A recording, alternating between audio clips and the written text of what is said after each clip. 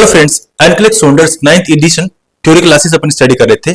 आज अपना last part इस टॉपिक का रहेगा। टॉपिक अपना 9th जो चैप्टर है वो चल रहा था एसिड बेस बैलेंस। ठीक है, आज अपन जानेंगे इस लास्ट पोर्शन में आर्टीरियल ब्लड गैस एनालिसिस किस प्रकार से किया जाता है, कैसे किया जाता है और एबीजी फाइंडिंग जो है वो कैसे अपन फाइंड आउट करते हैं। ठीक है, तो सबसे पहले आर्टीरियल ब्लड गैस एनालिसिस में क्या किया जाता है, एबीजी सैंपलिंग में ऑब्टेन द वाइटल साइन। सबसे पहले पेशेंट की क्या करो, वाइटल साइन ऑब्टेन करो। Then determine whether the client has arterial line in placed. ठीक है, यानी कि पेशेंट को यदि कोई पहले से आर्टीरियल लाइन लगी हुई है तो वो अपने को आइडेंटिफाई करना है। देन क्या किया जाता है, एलेंस टेस्ट जो है वो परफॉर्म किया जाता है। ठीक है, अब एलेंस टेस्ट किस लिए परफॉर्म किया जाता है, टू आइडेंटिफाई कोलेटरल सर्कुलेशन, यानी कि जहां से अपन हैंड की जो आर्टरी है, रेडियल या अल्नर आर्टरी से अपन क्या करते हैं, ब्लड का सैंपल लेते हैं, आर्टरियल सैंपल लेते हैं एबीजी फाइंडिंग के लिए। तो उस इन आर्टरीज के अंदर कोई ऑब्स्ट्रक्शन तो नहीं है, ये अपन आइडेंटिफाई करने के लिए क्या करेंगे, एलेंस टेस्ट करेंगे। ठीक है, अब देखिए एलेंस टेस्ट को किस प्रकार से परफॉर्म किया जाता है, इस वाले बॉक्स में यानी कि बॉक्स नंबर 9.5 में अच्छे तरीके से समझाया गया है। मैं आपको शॉर्ट में ये वाला जो बॉक्स है इसके बारे में आपको बता देता हूं। देखिए सबसे पहले क्या किया जाता है, ये मान लीजिए ये हैंड है, ये इंडिविजुअल का क्या है, हैंड है, जिसपे से ये तो क्या है, थंब है, और ये क्या है, फिंगर्स है। ठीक है, ये क्या है, फिंगर्स जो है वो है। अब देखिए हैंड के अंदर क्या होता है, हैंड के अंदर जो थंब है, ठीक है, in respect of hand, hand का जो इनसाइड ये वाला जो पार्ट है, ठीक है, पाम की तरफ, यहां पर अंगूठे की तरफ कौन सी आर्टरी होती है, अंगूठे की तरफ होती है रेडियल आर्टरी, और ये जो स्मॉल फिंगर अपनी, ठीक है, इसकी तरफ होती है अल्नर आर्टरी। ठीक है, तो ये है रेडियल आर्टरी और ये है अल्नर आर्टरी। तो क्या किया जाता है, एग्जामिनर क्या करता है, दोनों हैंड से, अपने दोनों हैंड से क्या करेगा, इन रेडियल और अल्नर इन दोनों आर्टरीज को क्या करेगा, पिंच करेगा, प्रेशर करेगा, दबाएगा इनको। ठीक है, दबा करके पेशेंट को बोलेगा कि आपको क्या करना है, फिस्ट को क्लोज और ओपन करना है। ठीक है, थोड़ी देर क्या करेंगे, 3 से 4 बार अपन क्या करेंगे, पेशेंट का जो फिस्ट है उसको क्या करेंगे, क्लोज एंड ओपन करवाएंगे, और अपने को क्या करना है, दोनों आर्टरी को दबा करके रखना है, दोनों आर्टरी में प्रेशर रखना है। देन अपन क्या करेंगे, पहले अपन अल्नर आर्टरी है उसको अपन क्या करेंगे, वहां से प्रेशर हटाएंगे, ये वाला जो छोटी वाली जो फिंगर है उसकी तरफ ये जो आर्टरी है इसके अपन प्रेशर को क्या करेंगे, रिमूव करेंगे। ठीक है, जैसे ही प्रेशर, लेकिन अपने को क्या करना है, ये जो रेडियल आर्टरी है यहाँ पर प्रेशर मेंटेन रखना है, इस पर अभी प्रेशर नहीं हटाना है। ठीक है, अल्नर आर्टरी से अपन क्या करेंगे, प्रेशर हटाएंगे। हटाने के बाद में अपन क्या देखेंगे कि ये वाला जो पोर्शन है, जो मिडिल स्मॉल फिंगर वाला जो पोर्शन है, ठीक है, ये स्मॉल फिंगर वाला जो पोर्शन है, ये क्या हो रहा है, यदि यहाँ पर रेडनेस हो रही है, ब्लीचिंग हो रही है, इसका मतलब क्या है, यहाँ पर अच्छा परफ्यूजन है, यहाँ पर ब्लड सप्लाई अच्छी है। ठीक है, देन अपन क्या करेंगे, जो दूसरा रेडियल आर्टरी वाला जो प्रेशर अपन ने लगा रखा था उसको भी अपन क्या कर देंगे, रिमूव कर देंगे, हटा देंगे। जैसे ही हटाते हैं, हटाने के बाद पूरा जो पाम है, पूरी जो हथेली है, उस पर क्या हो रहा है, इक्वली रेड कलर अपने को देखने को मिल रहा है। इसका मतलब ब्लीचिंग हो रही है, इसका मतलब इस इन दोनों आर्टरीज के अंदर, रेडियल हो चाहे अल्नर आर्टरी हो, इन दोनों के अंदर अपन क्या कर सकते हैं, एबीजी सैंपलिंग ले सकते हैं, यहां से ब्लड का अपन सैंपल ले सकते हैं। ठीक है, यदि इनमें से ऑब्स्ट्रक्शन है तो यहां पर क्या नहीं होगा, जैसे अपन प्रेशर हटाएंगे, हटाने के बाद रेडनेस नहीं होगी, येलो कलर का अपने को जो है वो देखने को मिलेगा, स्किन जो है वो पेल देखने को मिलेगी, यहां पर रेडनेस देखने को नहीं मिलेगी। अगर ऐसा है इसका मतलब इन आर्टरीज में कोई ऑब्स्ट्रक्शन है, अपन यहां से सैंपल नहीं ले सकते। ठीक है, तो अपने को क्या करना है, दूसरे हाथ की आर्टरी जो है उसके अंदर अपने को सैंपल, यानी कि जो सेकंड हैंड है, लेफ्ट हैंड है, उसको अपन क्या करेंगे, चेक करेंगे एबीजी ब्लड लेने के लिए। तो ये अपने इस बॉक्स के बारे में पूरा डिस्कस भी किया गया है। ठीक है, और जो सिरिंज ली जाती है, ठीक है, जो सिरिंज ली जाती है वो स्मॉल सिरिंज होती है, जो हिपेरिनाइज्ड सिरिंज होती है, इस सिरिंज के अंदर हिपेरिन होता है। ठीक है, ताकि वो क्या नहीं हो, क्लोट नहीं हो, वो ब्लड क्लोट नहीं हो, ये अपने को ध्यान में रखना है। हिपेरिनाइज्ड जो सिरिंज है वो लेनी है, और ऑलमोस्ट अपने को 2 to 5 ml जो है वो ब्लड का सैंपल लेना है, और विद इन 5 to 10 मिनट अपन क्या करेंगे, इस सैंपल को आइस के साथ में, या आइस जो पीस है उनके साथ में अपन इस सैंपल की जो वाइल है उसको अपन रख करके लेबोरेटरी को पहुंचा देंगे। फॉर दैट ये वहां पर क्या होगा, लेबोरेटरी के अंदर क्या होगी, एबीसी मशीन होगी, और उस एबीसी मशीन के अंदर क्या किया जाएगा, जो एबीसी टेस्ट है वो किया जाएगा। ठीक है, उनके अंदर कितना पीसीओ2 है, कितना उसके अंदर बाइकार्बोनेट है, वो सब जो है वो आइडेंटिफाई किया जाएगा। ठीक है, लेबोरेटरी को सेंड कर देंगे अपन। देन अपन आगे चलते हैं, रेस्पिरेटरी एसिड बेस इंबैलेंस। अब देखिए यहां से अपन निकालना सीखेंगे कैसे अपन एबीसी एनालिसिस जो है वो कर सकते हैं, वो अपन यहां से जानेंगे। ठीक है, तो देखिए रेस्पिरेटरी एसिडोसिस है या मेटाबॉलिक एसिडोसिस, रेस्पिरेटरी एल्कलोसिस है या मेटाबॉलिक एसिडोसिस है या मेटाबॉलिक एल्कलोसिस है, वो कंडीशन अपन किस प्रकार से निकाल सकते हैं वो अपन सीखेंगे। ठीक है, तो चलिए सबसे पहले अपने को क्या करना है, सबसे पहले देखिए अपन बात कर लेते हैं रेस्पिरेटरी एसिड बेस इंबैलेंस की। रेस्पिरेटरी एसिड बेस इंबैलेंस के बारे में अपन जान लेते हैं। ठीक है, तो देखिए रेस्पिरेटरी एसिड बेस जब भी अपन आइडेंटिफाई करेंगे तो अपन अपने दो चीजों को ध्यान रखना है, एक तो पीसीओ2, ठीक है, और दूसरा अपने को क्या ध्यान में रखना है, पीएच। ठीक है, पीएच और पीसीओ2 जो है वो अपन जब भी रेस्पिरेटरी एसिडोसिस या फिर रेस्पिरेटरी एल्कोलिसिस अपन निकाल रहे हैं तो उस दौरान अपने को सिर्फ और सिर्फ सबसे इंपॉर्टेंट जो मार्कर है दैट इज पीसीओ2, CO2 अपने को देखनी है, उसको अपन आइडेंटिफाई करेंगे। ठीक है, CO2 क्या रहेगा, रेस्पिरेटरी इंडिकेटर रहेगा, वो बताएगा कि रेस्पिरेटरी एसिडोसिस है या रेस्पिरेटरी एल्कोलिसिस है। ठीक है, तो देखिए फॉर एग्जांपल यहां पे बताया गया है कि मान लीजिए रेस्पिरेटरी एसिडोसिस है इंडिविजुअल को। ठीक है, तो रेस्पिरेटरी एसिडोसिस में पीएच जो है वो तो क्या मिलेगी, डिक्रीज मिलेगी, क्योंकि क्या है, एसिडोसिस है, इसलिए पीएच तो क्या मिलेगी, डिक्रीज मिलेगी। कितने से डिक्रीज मिलेगी, नॉर्मल मैंने बताया था 7.35 टू 7.45, तो पीएच कितने से कम मिलेगी, 7.35 से कम मिलेगी, यानी एसिडोसिस। ठीक है, और जो है पीसीओ2 जो है वो क्या मिलेगा अपने को, एलिवेटेड मिलेगा। तो इस कंडीशन को अपन क्या बोल देंगे, रेस्पिरेटरी एसिडोसिस बोल देंगे। ठीक है, जब पीसीओ2 जो है वो 35 टू 45 के बीच रहता है, तो यदि 45 से अबो हो, पीसीओ2 अबो हो जाए, कितने से, 45 से अबो हो जाए, तो उस कंडीशन को अपन क्या बोलेंगे, रेस्पिरेटरी एसिडोसिस। इसके अपोजिट अपन बात करते हैं रेस्पिरेटरी एल्कोलिसिस। तो पीएच एल्कोलिसिस है तो पीएच क्या होगी, बढ़ेगी। ठीक है, 7 से क्या रहेगी, मोर देन 7 रहेगी पीएच। ठीक है, एंड पीसीओ2 जो है वो डिक्रीज मिलेगा, क्योंकि पीसीओ2 क्या होता है, एसिड होता है, एसिड क्या मिलेगा, डिक्रीज मिलेगा। तो जब पीसीओ2 डिक्रीज है और पीएच इंक्रीज है तो उस कंडीशन को अपन ने क्या बोल दिया, रेस्पिरेटरी एल्कोलिसिस अपन ने बोल दिया। ये तो हो गई बात रेस्पिरेटरी की। अब अपन बात करते हैं मेटाबॉलिक एसिड बेस इंबैलेंस की। तो जब भी अपने को मेटाबॉलिक जो मेटाबॉलिक इंबैलेंस अपने को आइडेंटिफाई करना होता है तो उस कंडीशन में अपन क्या देखेंगे, बाइकार्बोनेट आयन देखेंगे, SCO3 जो माइनस आयन है वो अपन देखेंगे। ठीक है, तो ये देखिए मेटाबॉलिक एसिडोसिस यदि होगा इंडिविजुअल को तो उस कंडीशन में पीएच जो है वो क्या होगी, डिक्रीज होगी। मेटाबॉलिक एसिडोसिस में पीएच क्या होगी, डिक्रीज होगी, क्योंकि एसिडोसिस हो रहा है तो पीएच तो डिक्रीज होनी ही होनी। ठीक है, जबकि जो बाइकार्बोनेट आयन है वो क्या मिलेंगे, वो भी डिक्रीज मिलेंगे, बाइकार्बोनेट आयन भी डिक्रीज मिलेंगे। इस कंडीशन को अपन ने बोल दिया मेटाबॉलिक एसिडोसिस। यानी कि बाइकार्बोनेट आयन क्या होते हैं, बेस होते हैं, बेस डिक्रीज हो गया और पीएच भी क्या हो गई, डिक्रीज हो गई, दोनों चीजें डिक्रीज हो रही है, it means metabolic acidosis. Then अपन बात करते हैं मेटाबॉलिक एल्कोलिसिस की। ठीक है, तो यहां पर एल्कोलिसिस है तो पीएच तो क्या मिलेगी, एलिवेटेड मिलेगी। पीएच क्या मिलेगी, एलिवेटेड मिलेगी, क्योंकि एल्कोलिसिस है तो पीएच तो बढ़ी हुई मिलेगी, ये तो 100% कंफर्म है। और जो बाइकार्बोनेट आयन है वो क्या मिलेंगे, एलिवेटेड मिलेंगे। क्यों मिलेंगे, क्योंकि बाइकार्बोनेट आयन क्या है, बेस है। बाइकार्बोनेट आयन क्या है, बेस है। ठीक है, तो बेस भी बढ़ा हुआ है, बेस जो है वो भी बढ़ा हुआ है और पीएच जो है वो भी बढ़ी हुई है। इसका मतलब क्या है, मेटाबॉलिक एल्कोलिसिस की कंडीशन है। और मेटाबॉलिक के रेफरेंस में जब भी अपने को मेटाबॉलिक एसिडोसिस या मेटाबॉलिक एल्कोलिसिस निकालना होता है तो अपन क्या करेंगे, हमेशा जो बाइकार्बोनेट आयन है इनको ही देखेंगे। और रेस्पिरेटरी एसिड बेस इंबैलेंस निकालना है अपने को तो अपन क्या देखेंगे, रेस्पिरेटरी के रेफरेंस में अपन CO2 ही क्या देखेंगे, चेक करेंगे। ठीक है, यहां तक आपको समझ में आ गया। अब देखिए अब एक ट्रिक बता रखी है, ROME, यानी कि respiratory equal and metabolic, sorry respiratory opposite and metabolic equal. यानी कि रेस्पिरेटरी पैरामीटर अपन जब भी निकालेंगे, यानी कि मान लीजिए अपने को क्या निकालना है, रेस्पिरेटरी एसिडोसिस।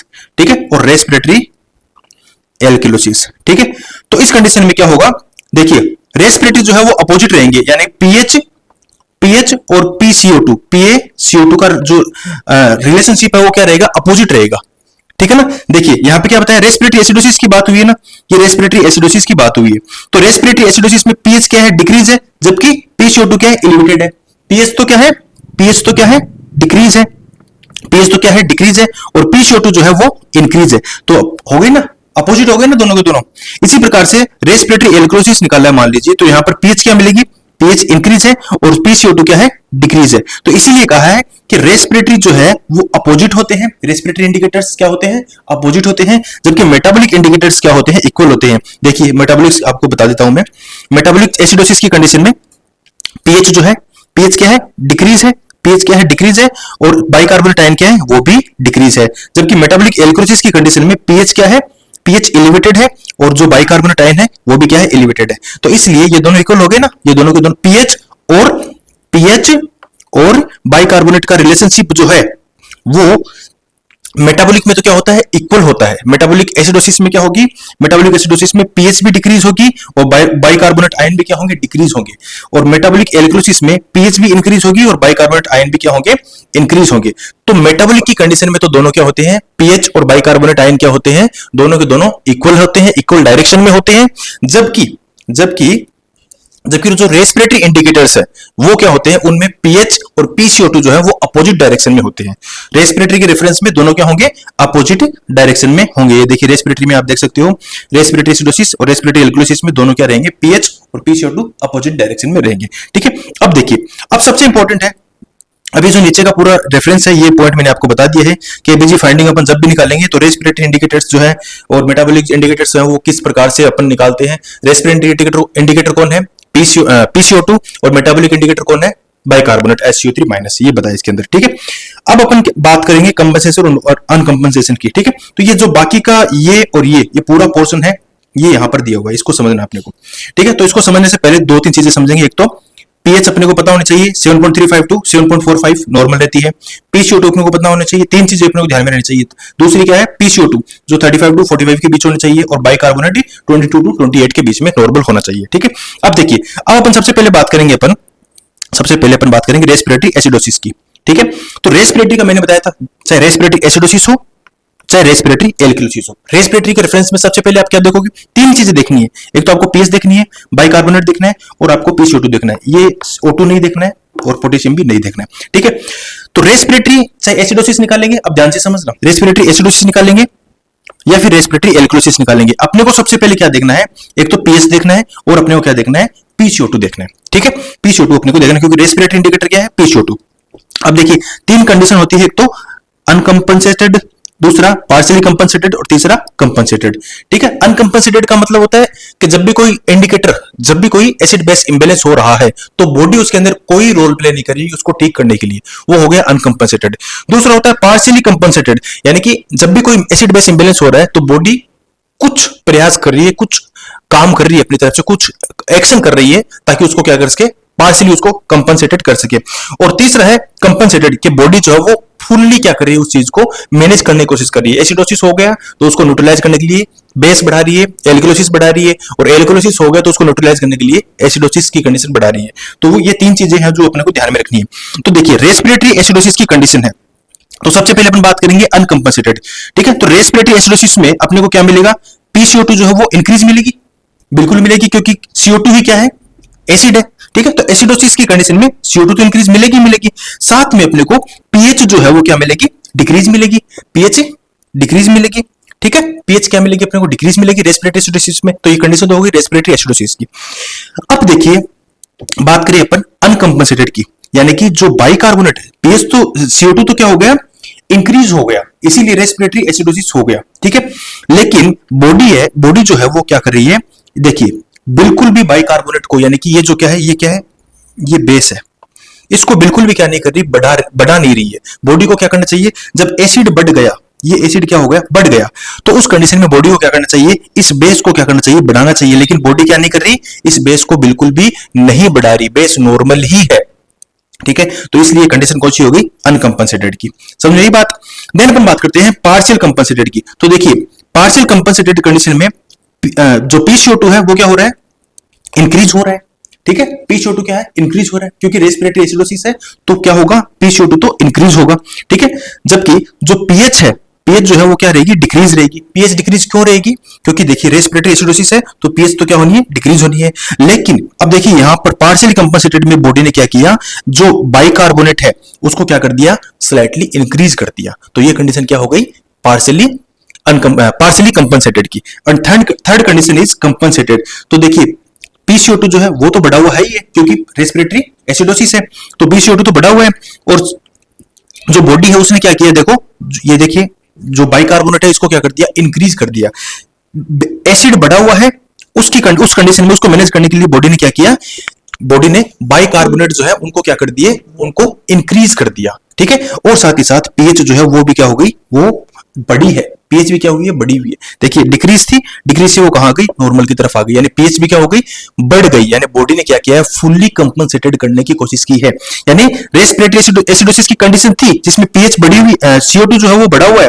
ठीक है, लेकिन बॉडी ने क्या किया, इसको कंपनसेट करने के लिए बेस भी बढ़ा लिया और साथ ही साथ पीएच जो है उसको भी बढ़ा ली। तो इस कंडीशन को ऊपर ने बोल दिया कंपनसेटेड। तो ये तीन चीजें सबके अंदर अपन पढ़ेंगे, अनकंपनसेटेड, पार्शियल कंपनसेटेड और तीसरा कंपनसेटेड। ठीक है, तो ये तो होगी बात रेस्पिरेटरी एसिडोसिस की। अब अपन बात करते हैं रेस्पिरेटरी एल्कलोसिस की। Second one is respiratory alkalosis. तो देखिए रेस्पिरेटरी एल्कलोसिस में क्या होगा,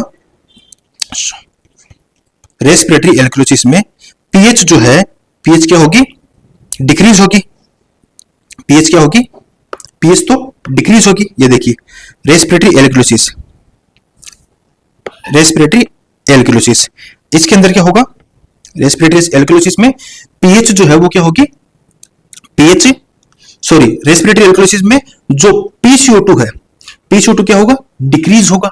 ठीक है, क्योंकि CO2 ही क्या है, एसिड है, तो इसलिए एसिड तो क्या मिलेगा अपने को, एल्कलोसिस की कंडीशन है तो एसिड अपने को डिक्रीज मिलेगा। ठीक है, साथ ही साथ पीएच क्या मिलेगी अपने को, पीएच इंक्रीज मिलेगी, क्योंकि एल्कलोसिस की कंडीशन है तो पीएच अपने को इंक्रीज मिलेगी। बट बॉडी ने क्या किया, देखिए बिल्कुल भी बॉडी ने कुछ भी नहीं किया, बेस बिल्कुल भी नहीं बढ़ाया। बॉडी को क्या करना था, जो बेस है उसको क्या करना था, उसको डिक्रीज करना था, इस बेस को डिक्रीज करना था। ठीक है, इसलिए बॉडी ने क्या नहीं किया, बेस को डिक्रीज नहीं किया, नॉर्मली रहा, जो बाइकार्बोनेट है वो नॉर्मली रहा, तो इसलिए क्या हो गया, ये अनकंपनसेटेड हो गया। ठीक है, देन अपन बात करते हैं partially compensated. Second one is partially compensated, जिसके अंदर पीएच CO2 जो है, CO2 तो क्या रहेगा, डिक्रीज रहेगा। ठीक है, CO2 तो क्या रहेगा, डिक्रीज रहेगा, क्योंकि रेस्पिरेटरी एल्कलोसिस की कंडीशन है। ठीक है, वहीं अपन बात करें पीएच की, तो पीएच क्या रहेगी, पीएच इंक्रीज रहेगी, पीएच इंक्रीज रहेगी, यानी एल्कलोसिस में इंक्रीज होती है तो इंक्रीज रहेगी। बट देखिए पार्शियली कंपनसेटेड के अंदर बॉडी ने क्या किया, बाइकार्बोनेट जो है उसको क्या कर दिया, उसको डिक्रीज कर दिया, उसको क्या कर दिया, डिक्रीज कर दिया। ठीक है, तो इसलिए बॉडी के अंदर क्या था, बॉडी के अंदर पहले से बेस यानी कि CO2 जो है वो एसिड होता है, CO2 की कमी है, डिक्रीज है।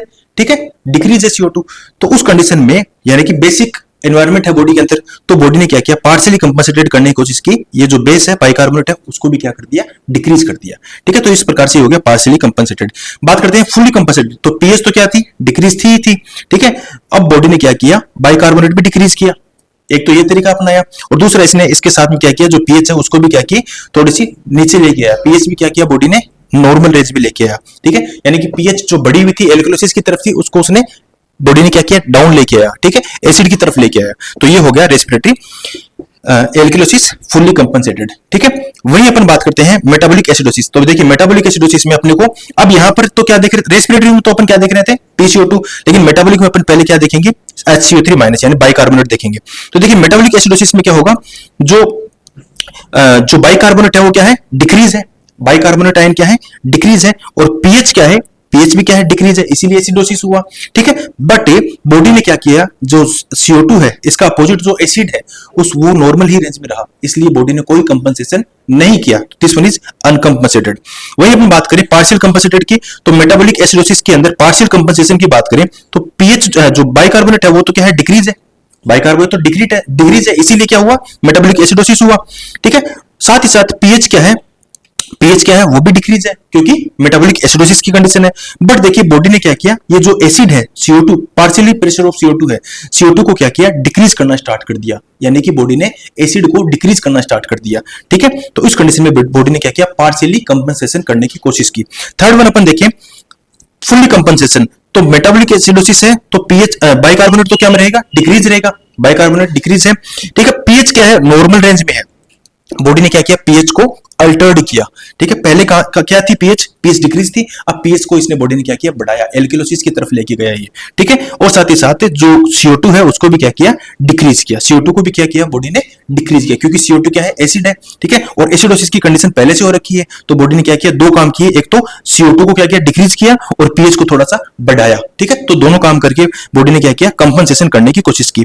एंड लास्ट वन अपन बात करें मेटाबॉलिक एल्कलोसिस की, तो यहां पर अनकंपनसेशन की बात करें तो जो बाइकार्बोनेट है वो क्या है, इंक्रीज है, एल्कलोसिस की कंडीशन है तो बाइकार्बोनेट क्या रहेंगे, इंक्रीज रहेंगे, और जो पीएच है वो भी क्या रहेगी, इंक्रीज रहेगी, क्योंकि एल्कलोसिस की कंडीशन है।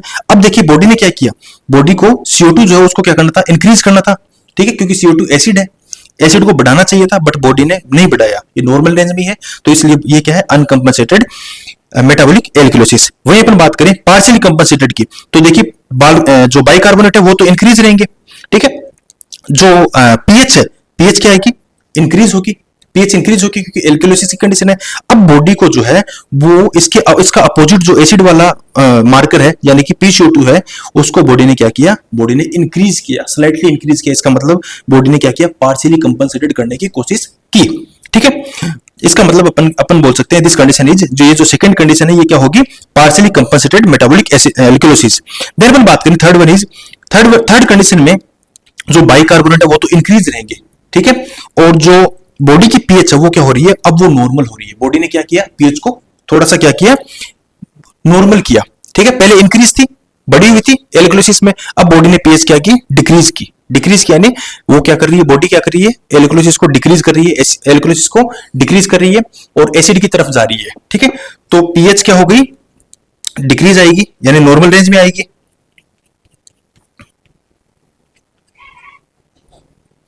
एक सेकंड,